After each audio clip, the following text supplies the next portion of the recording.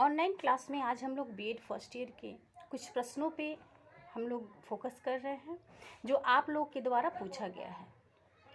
तो इसमें हम आगे बढ़ते हुए आज के प्रश्न जो वर्तमान समय में विभिन्न कमीशनों एवं सिफारिशों की नीति और पहलों की संस्थितियों की व्याख्या करेंगे। तो इसमें हम आज पढ़ेंगे कि सबसे पहले हम यहाँ देखेंगे स्वतंत्र भारत से कि भारत में स्वतंत्रता के पश्चात बालिका शिक्षा हेतु चहुमुखी प्रयास किए गए। इनके फलस्वरूप इनकी शिक्षा एवं नामांकन में पर्याप्त वृद्धि हुई।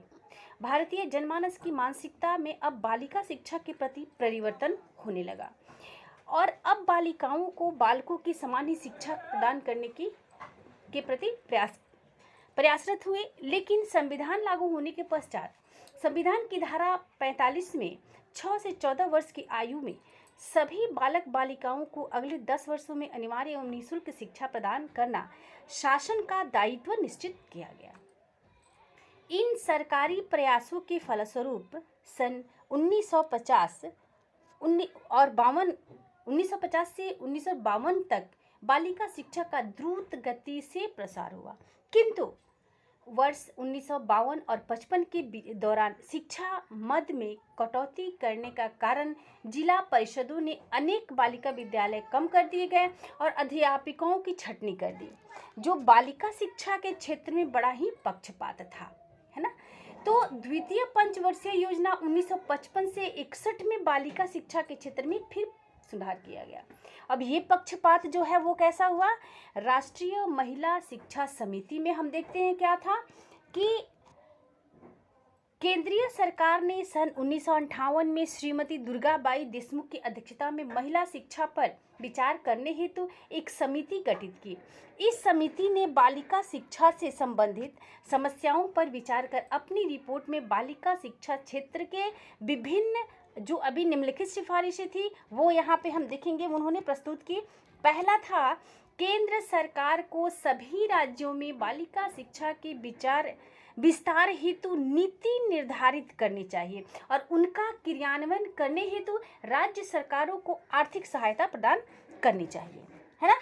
अब केंद्र सरकार को वहाँ पे कहा गया कि आपको करना चाहिए कि वहाँ जो बालिका शिक्षा का विस्तार करे और एक नीति निर्धारित करे और इसको क्रियान्वयन भी करे और ये जो है आर्थिक सहायता कौन प्रदान करे? राज्य सरकार। दूसरे में केंद्रीय शिक्षा विद्यालय के अधीन बालिका शिक्षा के संचालन हेतु एक पृथक विभाग होना चाहिए जो ज़्यादातर क्या सिर्फ और सिर्फ बालिका के शिक्षा के प्रति सोचे विचार करे।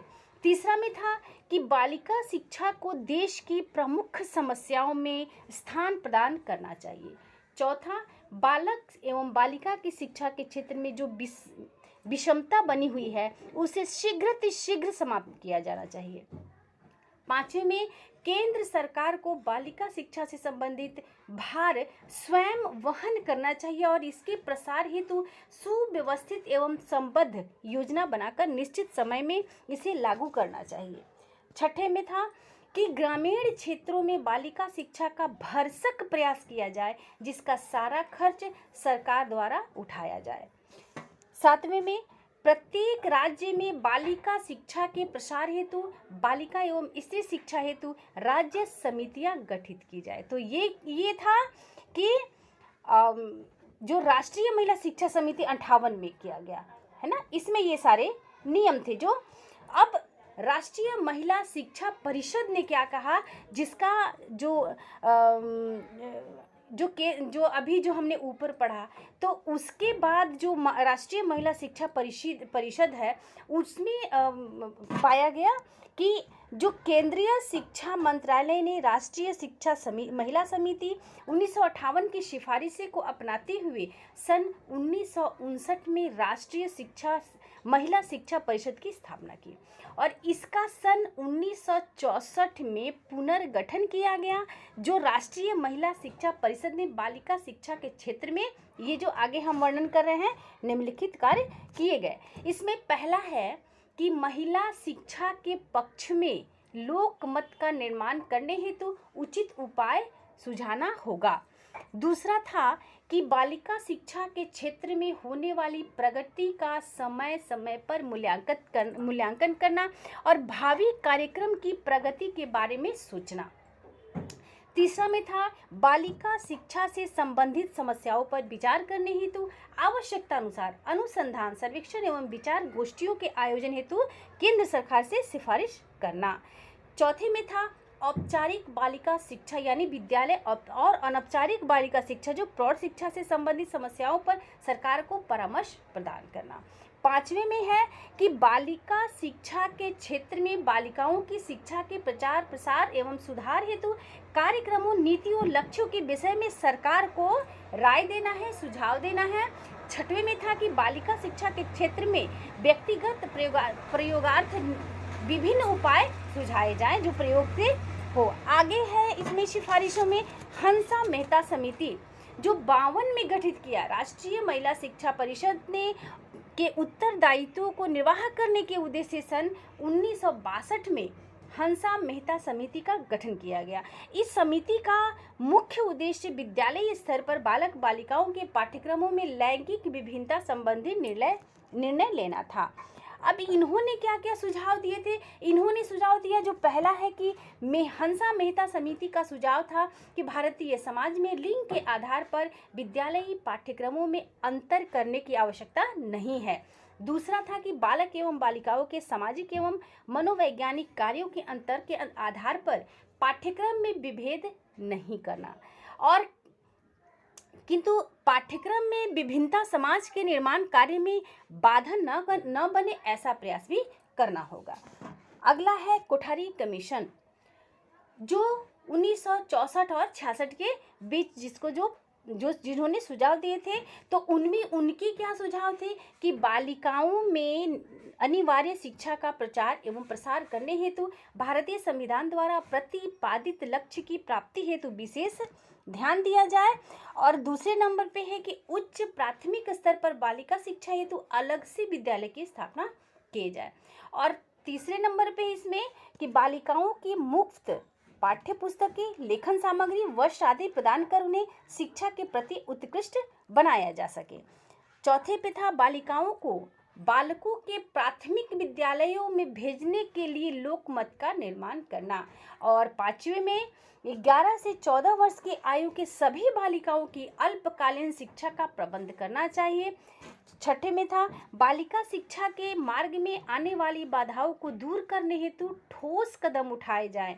सातवें में बालक या बालिका के बीच की जो खाई है उसे यथाशीघ्र समाप्त करने की योजना बनाई जाए। आठवें में बालिका शिक्षा की निगरानी हेतु केंद्र तथा सरकार राज्य स्तर पर उपयुक्त प्रशासनिक कदम उठाए जाए। नौवें में स्त्रियों के लिए अंशकालिक रोजगारों की व्यवस्था की जाए जिससे वे पारिवारिक कार्यों से मुक्त होकर शिक्षा का समुचित लाभ उठा सके।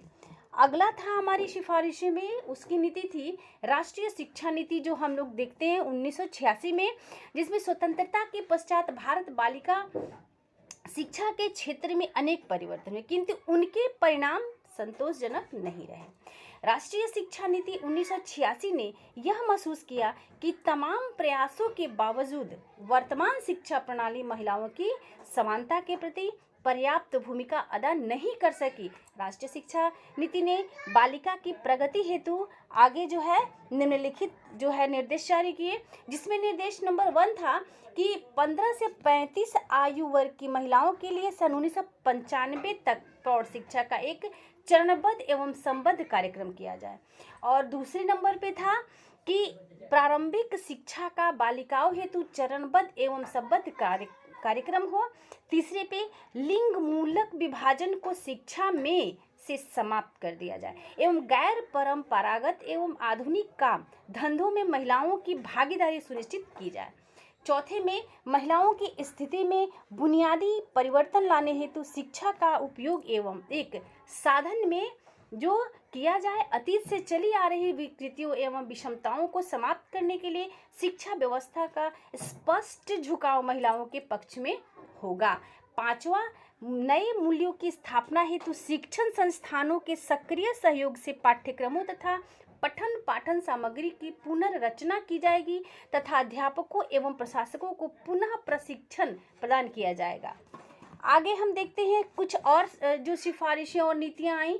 जो आचार्य राममूर्ति समिति जो है 1990 में आचार्य राममूर्ति समिति ने बालिका शिक्षा के लिए भी क्या अभिष्ट लक्ष्य प्राप्त करने की शिक्षा जो राष्ट्रीय शिक्षा नीति में जो निम्नलिखित कदम उठाए गए या निर्देश थे वो क्या क्या थे। देखिए, 1 नंबर पे था कक्षा 1 से 3 तक का पाठ्यक्रम शिशु शिक्षा केंद्रों के आधार पर बनाया जाए। दूसरे में आंगनवाड़ी कार्यकर्ताओं एवं